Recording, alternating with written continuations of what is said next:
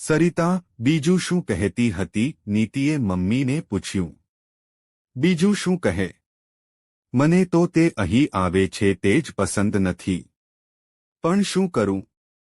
કોઈને ધક્કા મારીને થોડી કાઢી શકાય છે. તો પણ કહે તો ખરી કે શું શું વાત થઈ? પહેલા તો ચૂપચાપ બેઠી હતી. પછી બધાના ખબર પૂછતી હતી. મેં તો તરત જ કહી દીધું, સાગર વિશે નહીં પૂછતી. હું વિચારોમાં સ્કૂટર ચલાવતો હતો. ત્યાં અચાનક પાછળથી જોરજોરથી ગાડીના હોર્નનો અવાજ આવતા જ હું ચોંકી ઉઠ્યો. મને એમ થયું કે હું કોઈ અપરિચિત માર્ગ પર છું. પણ ક્ષણવારમાં પાછો વર્તમાનમાં આવી ગયો ત્યારે ખબર પડી કે હું સાચા રસ્તે આગળ વધી રહ્યો છું. દરરોજની જેમ ઘરનો દરવાજો ખુલ્લો હતો.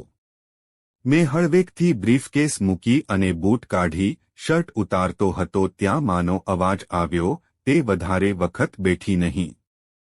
સરિતા બીજું શું કહેતી હતી? નીતિએ મમ્મીને પૂછ્યું. બીજું શું કહે? મને તો તે અહીં આવે છે તે જ પસંદ નથી. પણ શું કરું? કોઈને ધક્કા મારીને થોડી કાઢી શકાય છે. તો પણ કહે તો ખરી કે શું શું વાત થઈ?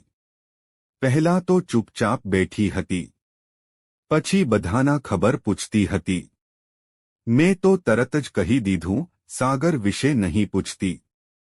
તે ખૂબ ખુશ છે. જો તું એમ સમજતી હોય કે તે દુઃખી છે તો એવા ભ્રમમાં ન રહેતી. તો તેણે કહ્યું, એવું નથી. હું અહીં તેને મળવા પણ આવી નથી. ફક્ત તેની ખબર પૂછવા આવી છું. હું તમને વચન આપું છું કે હું સાગરને ક્યારેય નહીં મળું. બસ આટલું કહીને તે જતી રહી. મમ્મીને ખબર નહોતી કે હું આવી ગયો છું. અને મેં બધી વાતો સાંભળી લીધી છે. હું ચૂપચાપ શર્ટ પહેરીને સ્કૂટરની ચાવી લઈને બહાર નીકળી ગયો. સ્કૂટર સ્ટાર્ટ કરીને હું તે રેસ્ટોરન્ટમાં પહોંચી ગયો જ્યાં હું અને સરિતા મળતા રહેતા. આ રેસ્ટોરન્ટનું ખૂણાનું ટેબલ અમારું મિલન સ્થળ હતું. આજે પણ તે ટેબલ ખાલી હતું. હું ત્યાં જઈને બેઠો. વેઇટર પાણીનો ગ્લાસ લઈને દોડતો આવ્યો. આજે તમારા મિત્ર ન આવ્યા? તેણે ખૂબ જ સહજતાથી પૂછ્યું. મેં ફક્ત હસીને ના પાડી દીધી. હું ઘણીવાર અહીં બેસી રહ્યો. રાતના 8:30 વાગે ફરી ઘરે પહોંચ્યો. બ્રીફકેસ મૂકીને ક્યાં ગયો હતો? ખબર છે, મમતા ક્યારની તારી રાહ જુએ છે. ઘરમાં પ્રવેશતા જ મમ્મી તાડુકી ઉઠી. હું જવાબ આપ્યા વગર જ બાથરૂમમાં જતો રહ્યો. બહાર આવીને જમવાની ના પાડીને હું મારા રૂમમાં જતો રહ્યો. મમતા મારી પહાડ આવી. તમારી તબિયત તો સારી છે ને? હા. ખબર છે આજે હું શું કામ આવી? ના. હું સાંજના શોની પિક્ચરની 2 ટિકિટ લઈને આવી હતી. પણ બેકાર ગઈ. તમે કેટલા મોડા આવ્યા? તેણે નારાજગીથી કહ્યું. આઈ એમ સોરી. તમને શું થયું છે? મને તો કહો. એક વખત કીધું ને કંઈ નહીં. તારે ઘરે જવાનું હોય તો મૂકી જા. કે પછી અહીં રાત રોકાવાની છે? હું થોડો ગુસ્સામાં બોલ્યો. તે જવાબ આપ્યા વગર જ જતી રહી. હું સૂવાનો પ્રયાસ કરવા લાગ્યો. સવારે આંખ ખુલી ત્યારે મમતા ચાનો કપ લઈને ઊભી હતી. ઓફિસ જતી વખતે મને રસ્તામાં ઘરે મૂકતા જજો. કુટુંબીજનોના આગ્રહથી મારે મમતા સાથે લગ્ન કરવા પડ્યા. પરંતુ હું સરિતાને ભૂલી શક્યો નહીં. આમને આમ 5 વર્ષ વીતી ગયા. એક દિવસ સવારે છાયામાં એક ફોટો જોઈને હું ચોંકી ઉઠ્યો. ફોટાની નીચે લખ્યું હતું, વિકાસ સાહિત્ય મંદિરનો આજે બીજો સ્થાપના દિન છે.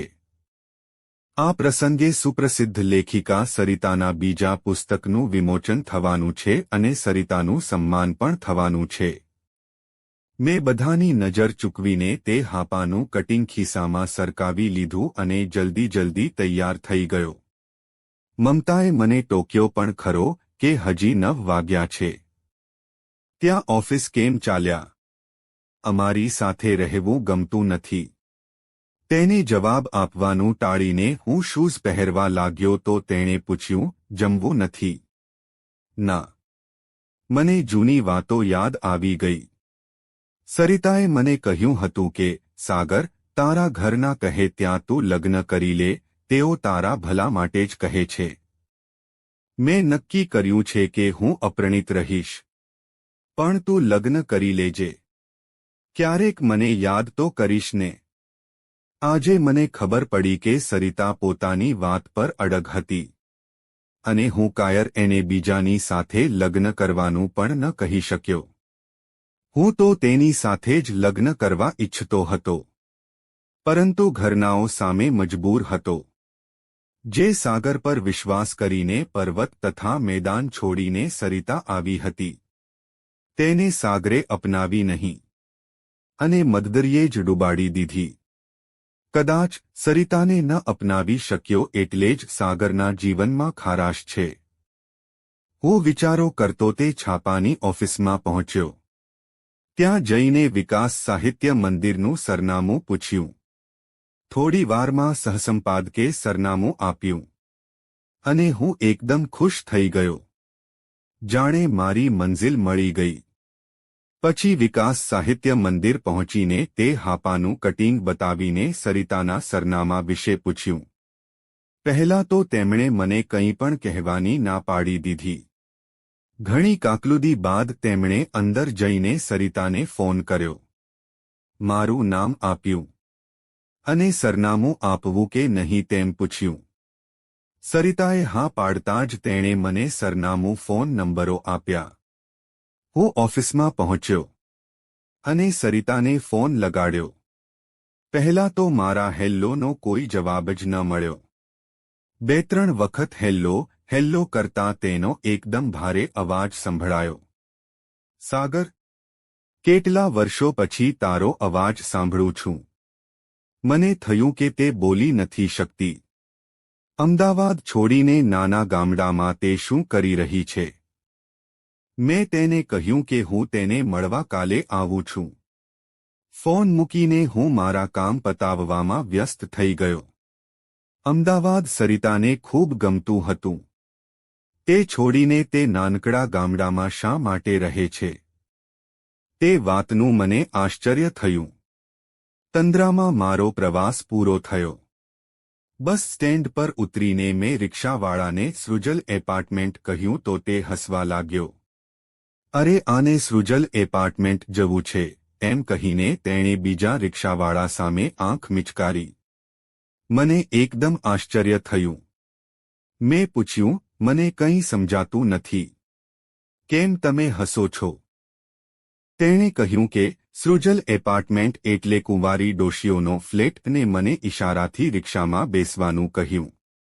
થોડી વારમાં રિક્ષા અટકી. અને રિક્ષાવાળો બોલ્યો, લો, સામે છે તે સૃજલ એપાર્ટમેન્ટ, હું અહીં ગેટ પર ઊભો છું. કદાચ તો તમને અંદર જવા જ નહીં મળે પણ હું અહીં ઊભો છું.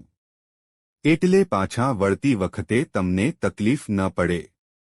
જો અહીં તમારે કોઈની સાથે ઓળખાણ હોય તો અમને કહેજો. જેથી અમને પણ વાંધો ન આવે એમ કહીને તે બીભત્સ રીતે હસ્યો. રિક્ષામાંથી ઉતરીને હું ગેટની બીજી તરફ બેસેલા ચોકીદાર પાસે ગયો અને તેણે મારી સામે કરડાકીભરી આંખે જોયું. અને પૂછ્યું, ક્યાં જવું છે? ફ્લેટ નંબર 1માં સરિતાને મળવું છે, મેં કહ્યું. તેણે મારું નામ પૂછ્યું. જ્યારે મેં સાગર કહ્યું તો તેણે તરત જ ગેટ ખોલી આપ્યો. આવો, સરિતા તમારી જ રાહ જોઈ રહી છે. ગેટ ખુલવાનો અવાજ સાંભળતા જ સરિતા બહાર દોડતી આવી. ચોકીદારે તેને જોતા જ કહ્યું, બેટા, આજે પહેલીવાર તને દોડતી જોઉં છું. બસ તું આવી જ ખુશ રહે એવી મારી ઈચ્છા છે. શું સરિતા ઉદાસ જ રહે છે? મને જોઈને તે કેટલી ખુશ લાગતી હતી. જાણે જુદાઈના 5 વર્ષ ગાયબ થઈ ગયા. તે મને અંદર લઈ ગઈ. બેઠક ખંડમાં બેસાડી પાણી લઈ આવી. પછી રસોડામાં જઈને રસોઈ કરવામાં વ્યસ્ત થઈ. હળવા ગ્રે રંગની સાડીમાં તે સુંદર દેખાતી હતી. હું તેના રૂપનું પાન કરતો હતો. ત્યાં તેનો અવાજ આવ્યો. શું વિચારે છે?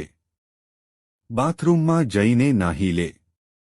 થોડી વારમાં ફ્રેશ થઈને હું બહાર આવ્યો તો ગરમગરમ રસોઈ તૈયાર હતી. અમે જમવા બેઠા. મને જમતો જોઈને તેની આંખમાં પાણી ભરાઈ ગયા. તે નેપકીન લઈને બહાર જતી રહી. હું ચૂપચાપ જમતો રહ્યો. જમ્યા બાદ અમે વાતો કરવા લાગ્યા. અવિવાહિત છોકરીઓએ એકલા રહેવું ખૂબ જ દુષ્કર કાર્ય છે. મારી પહેલી નવલકથાના પ્રશંસક એક બિલ્ડર હતા. તેમના જીવનમાં પણ મારી નવલકથા જેવી જ ઘટના ઘટી હતી. તેમની પત્ની મારી મિત્ર બની ગઈ અને તેમણે મારી મુશ્કેલીમાંથી માર્ગ કાઢવા માટે અહીં સૃજલ એપાર્ટમેન્ટ બનાવી આપ્યું. અમે 8 કુંવારી છોકરીઓ અહીં રહીએ છીએ. તેમણે મને ભાઈની જેમ મદદ કરી. અમારા માટે બુઢા ચોકીદારો કાકાને તેણે જ શોધી આપ્યા. તેઓ અમને પુત્રીવત પ્રેમ કરે છે. અહીં બધી જ કુંવારી છોકરીઓ છે. એટલે લોકો કુંવારી ડોશીઓના ફ્લેટ તરીકે ઓળખે છે.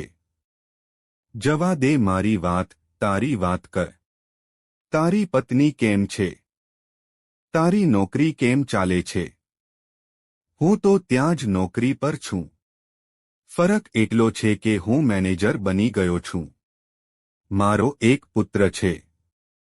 નીતિના લગ્ન થઈ ગયા છે. હું તને મારી ઓફિસનું સરનામું અને ફોન નંબર આપું છું. તારે ત્યાં પુત્ર છે એટલે સમજું છું કે તારું લગ્નજીવન સુખી હશે. પુત્રનું શું નામ રાખ્યું? સરિત. તે સરિતાનું સરિત કર્યું.